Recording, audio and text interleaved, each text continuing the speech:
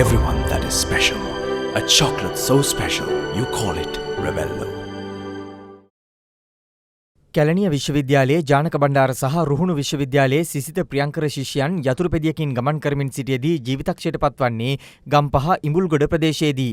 2012 වසරේ සැප්තැම්බර් 27 වනදා අලුයම සිදු වූ මෙම සිද්ධිය සම්බන්ධයෙන් පොලිසිය පැවසුවේ යතුරුපැදි අනතුරකින් ඔවුන් දෙදෙනා ජීවිතක්ෂයට පත් වූ බවයි. කෙසේ වෙතත් මෙම අනතුර සැලසුම් කළ එකක් බවට අන්තර් විශ්වවිද්‍යාලීය ශිෂ්‍ය බල මණ්ඩලය පොලිසියට පැමිණිල්ලක්ද ඉදිරිපත් කර තිබුණා.